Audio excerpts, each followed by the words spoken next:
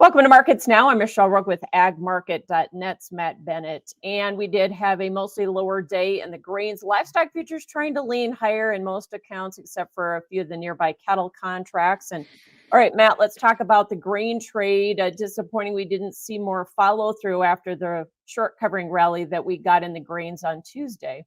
Yeah, absolutely. You come in here on the overnight market and, soybeans double digit gains, corn up over 5 cents. When's the last time we saw that? Hasn't happened for quite some time. In very disappointing fashion, you start the day session there on Tuesday after the 3 day weekend.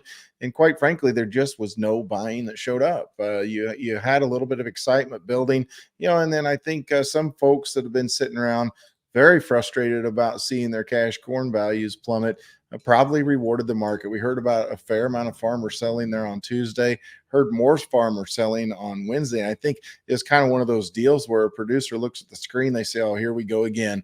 I've had enough of this. And so I think there's a lot of folks throwing in the towel here at the end of the month. Don't necessarily want to roll to the next month, depending on whether you're talking basis contracts, whatever it might be. Some people have their grain on free DP, but the tough thing there, is that there's not a lot of bargaining power. So those with corn still in the bins, I think those are going to be the last people holding out. And I think that's probably where most of your ownership is at right now. Yeah, how much do you think we have left to sell or price here before we get into first notice day? Oh gosh, that's a tough question. I think the farmer as a whole, whenever you looked at what the USDA said as far as end of the year stocks, there's no doubt the farmer's probably holding on. Oh, I don't know, 8 to 9 billion bushels of corn. I don't know that you quantify that exactly, but it's a lot of corn. And so there's been a lot of talk about the funds, for instance. They're short billion and a half ish bushels of corn. There's no question that to cover that position, it would create some sort of a recovery rally. But at the same time, you got to ask yourself, if you've got 10 billion or 9 billion bushels on the other side of it, how much do you get? So my thought process is if you go ahead and see some sort of a rally due to the funds buying back some of their short positions, yes, you could get more of a rally on the board, but I don't think you're going to see it as far as cash goes, because basis continues, in my opinion, to be in pretty good shape because farmers haven't been selling. It's not going to look very good, though, once the farmer starts moving corn. Unfortunately, new contract lows in corn today. So how much farther do we have to go down on the charts to find support or maybe uncover some demand? That's a tough question, Michelle. It's a lot of us have sat here and looked at this corn market for some time, wondering, hey, when does the support come in? When do you get in a situation where you can actually feel good about some sort of reversal in direction? You got to look towards a long-term type support. At this stage of the game, you're below every moving average. We've been below every moving average for quite some time. And so, with that being the case, I think I'm just going to step out here and say, what kind of psychological support might you get from $4 corn? Do we want to push it under $4 this early in the growing season?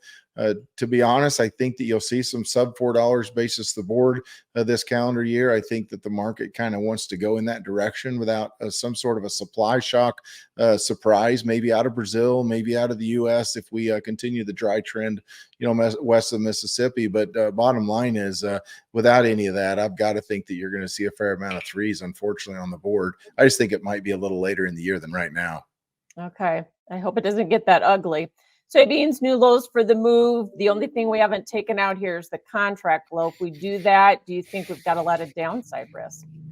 That's the unfortunate reality, Michelle, is that people are wanting to wait and see. Do you hold that summer low, that we saw back in July timeframe? And bottom line is, if you can hold it, I think you can make the case that, hey, maybe we can rebound a little bit. There's still a lot to be learned about the Brazil crop. Are we going to run a shortage globally of soybeans? No.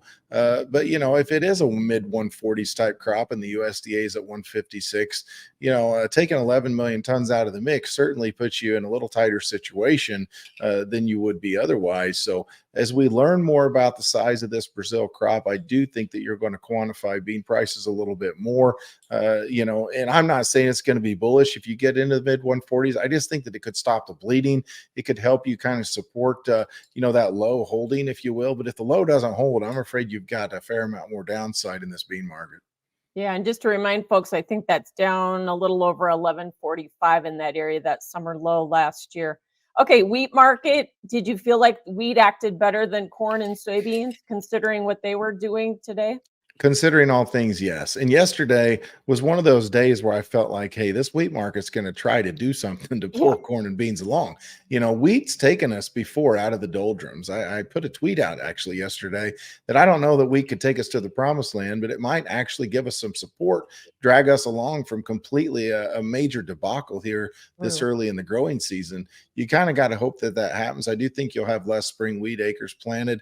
Do you get out of dormancy with this wheat and not have any weather issues? Obviously, there's not a lot of snow cover anywhere at this point in the game. Who knows? I mean, if you get one more spout of extremely cold weather, would that be something to support the wheat market? Yeah. And then you get west of the corn in the western corn belt again, and there's areas that are big into wheat. Whether you're talking Kansas, Missouri, into Iowa, there's a lot of really dry areas still. So to me, I don't know that we're completely out of the woods and can say that this wheat crop is going to be, anything too special this year, especially with acres lower. Yeah. So we talk about having adequate supplies and having to go low enough to stimulate demand, but it's also about what the funds are doing. Are they getting to a point where they're getting overextended yet? Yeah, I mean that's the big question. You look at for instance, this corn market, and you're talking probably around a 320 short. Obviously the funds appeared that they were probably in there selling today. That's what most of the people will tell you that are tracking this. And so, if you're 320, I mean, obviously you're over 1.5 billion bushels of corn. It's not necessarily a record just yet, but it's certainly a massive short position. Now, are they going to get overextended? Here's the thing, they can continue to stay short. There's a lot of money they can throw at this market. They don't have to necessarily cover at any point in the year, but it would be very abnormal for them, Michelle, to take this big of a short position into the growing season. It's typically not what they like to do. They want to be a little bit more flexible, but at this stage, they may say, you know what, given the fundamentals, we don't really see any reason to cover these positions just yet. So if that's the case, and then you tack on a 92 or 93 million acre deal here in into March, that's concerning to me. It's been a little concerning to me also that we typically see some sort of support come into this market, especially basis D's in the month of February as you're setting crop insurance prices. And there's been nothing of the sort that's occurred here. And so it's just been a pretty desolate deal here. Absolutely.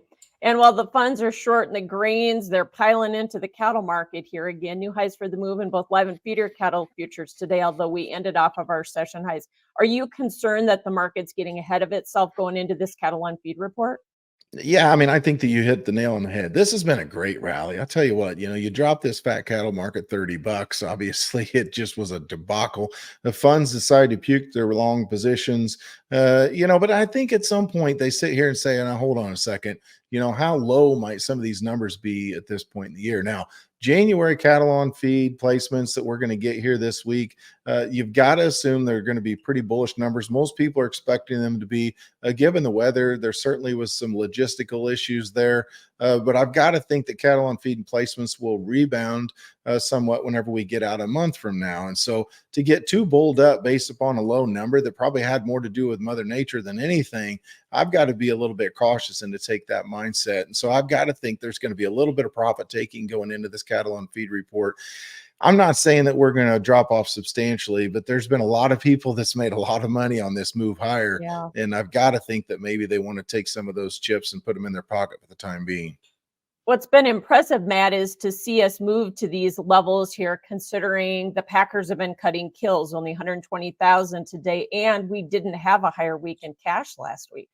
Yeah, very interesting. I think what it boils down to is this a futures market, and with the futures market, one thing I've talked about a lot here lately, is that you looked at September through December in cattle on feed placements, you had some big numbers posted. You had over 100 several months here, depending on which one we're talking. Of course, placements, I believe, got as high as 106. And so what does that do for you is that it puts a lot of pressure whenever you get out into the third quarter here. What will numbers look like? I mean, are they going to look excessively low if they're just normal numbers? Probably so, especially whenever you've continued to dwindle the size of the total cattle herd inventory here in the U.S. And so you have less cattle to put on feed, quite frankly, is what it boils down to. And I think fundamentally, we all know you cannot build a cattle herd overnight. I think a lot of these funds are saying, you know what, this thing could be bullish for some time, and we're going to go ahead and keep our toe dipped in the bullish water here. Maybe we do make new all-time highs sometime this calendar year. Probably not going to happen right now, but again, it's a futures market, and even though, like you say, prices didn't go higher last week, box beef. Bottom line is they're looking at the markets on out into the deferred, and I think that they know that higher prices are probably going to be coming around the corner. All right. Thanks so much, Matt Bennett with agmarket.net. That is Markets Now.